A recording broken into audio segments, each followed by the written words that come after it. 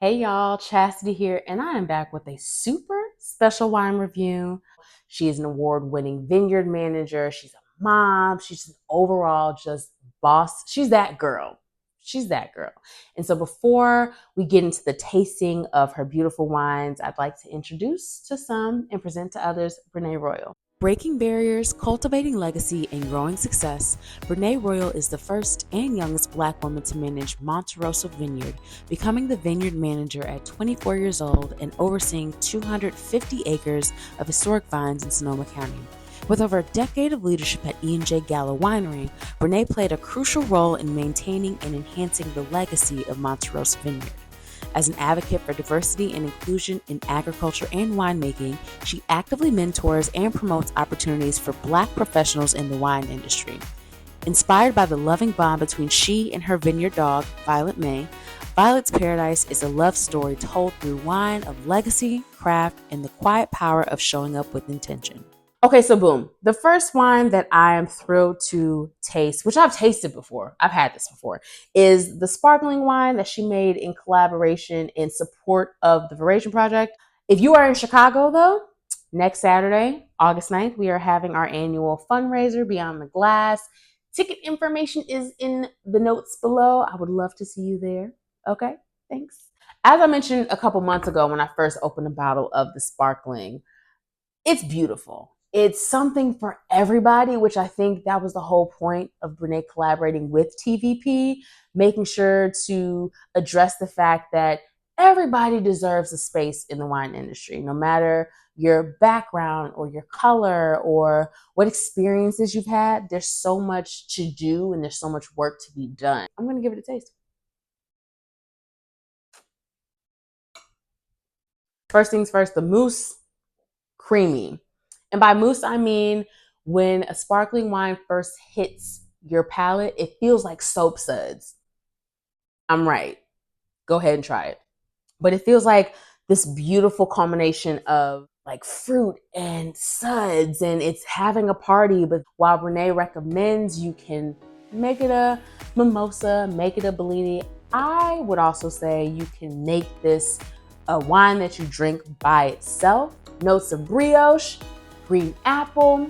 There's some yellow fruit in there, like tropical notes, almost like banana and pineapple.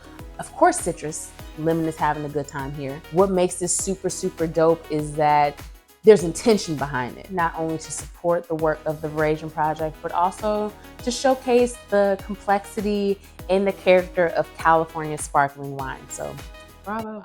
Next up is the 2023 Semillon, subtle citrus, subtle notes of yellow fruit.